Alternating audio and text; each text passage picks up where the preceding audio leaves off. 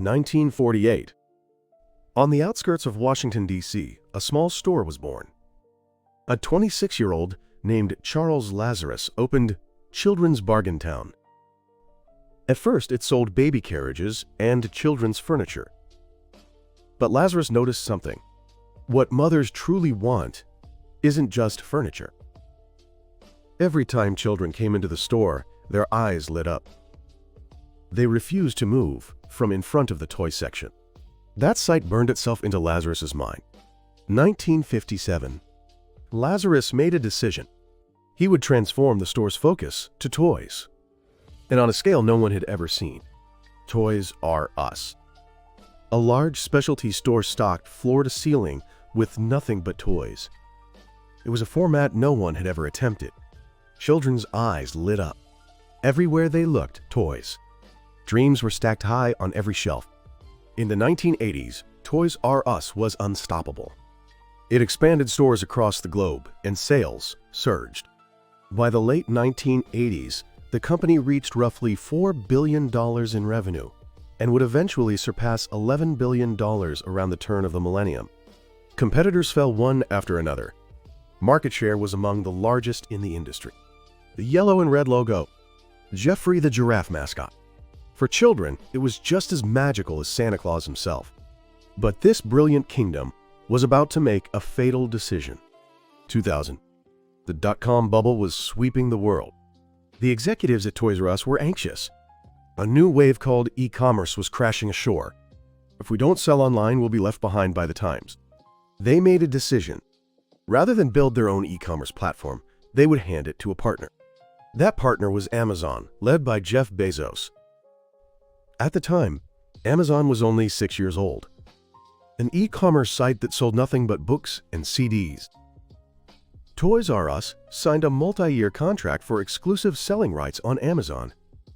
The total amount Toys R Us would pay for that exclusivity was calculated to reach $500 million. On that day, the executives at Toys R Us must have breathed a sigh of relief. But they didn't know that this decision would drive the final nail into the company's coffin.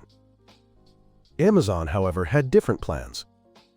After the partnership began, Amazon started allowing other toy manufacturers and third-party sellers to sell on its platform as well. Toys R Us executives stared at their screens.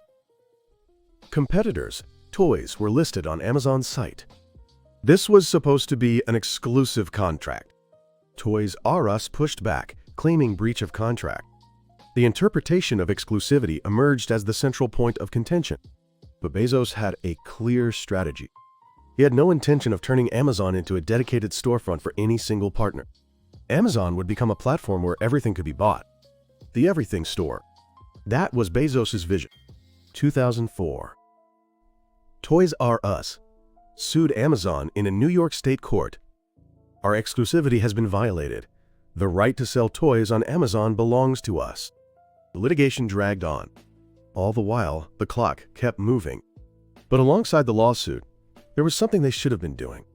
Building their own digital foundation, right now. In the end, Toys R Us fell behind competitors in digital investment and execution.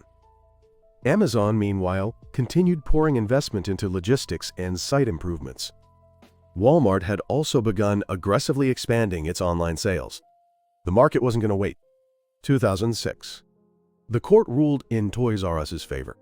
The right to terminate the contract was recognized, and the Amazon partnership came to a close. Following additional proceedings, damages of $51 million were also confirmed. $51 million. Was this a victory? On the surface, it appeared so.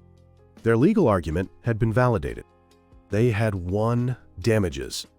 But what Toys R Us had truly lost couldn't be measured in numbers. 6 years. Time that could have been spent accumulating customer data on Amazon's platform, learning search and UX, and making logistics their own. That entire possibility had been lost. The $51 million was nothing more than the cost of repairing lifeboats on the Titanic. The ship itself was already listing, and another problem had been quietly unfolding. 2005. KKR, Bain Capital, and Vornado Realty Trust. These three firms acquired Toys R Us through a leveraged buyout. The acquisition was valued at approximately $6.6 billion. A leveraged buyout, a method of acquisition using the company's own assets as collateral to take on debt. That massive debt was loaded onto Toys R Us itself. Hundreds of millions of dollars in annual interest payments drained the company's strength at a time when competitors were investing in technology, collecting customer data, improving search and UX, integrating inventory and delivery. Investment in these core capabilities was pushed to the back burner. 2006. Finally, Toys R Us launched a serious effort to build its own e-commerce site. But it was too late. Amazon already held an overwhelming share of the market. Prime membership, same-day delivery, a near-infinite selection, search algorithms and years of accumulated customer data. Not just years, a decade's worth of expertise. Walmart, too, was adding massive financial firepower to its online operations, backed by its unmatched physical store presence. Toys R Us's website was slow and difficult to use. Customers already knew they had better options. The lag in digital transition. In modern business, that was an insurmountable gap. And then another wave arrived. Smartphones, tablets, digital games. What do you want to do today? Play games.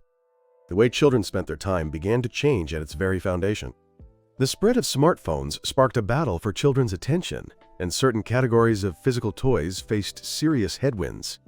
The overwhelming selection that Toys R Us had prided itself on meant nothing in digital space. The fixed costs of physical retail weighed heavily. Land, buildings, labor costs, utilities.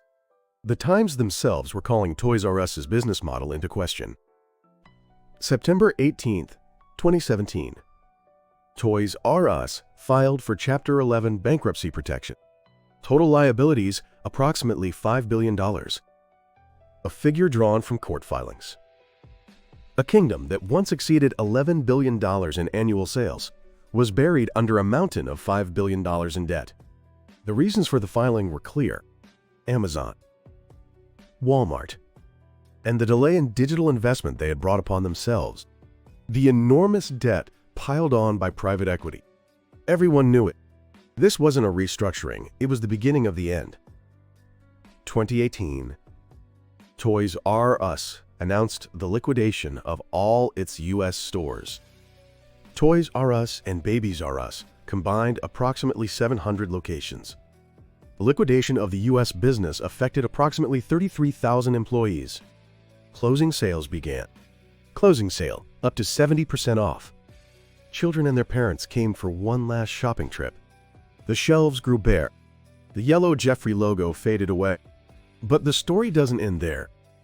In fact, in the immediate aftermath of the 2018 closure, a shocking truth came to light.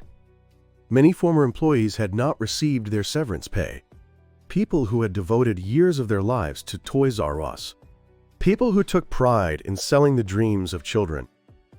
When the company disappeared, their compensation disappeared with it.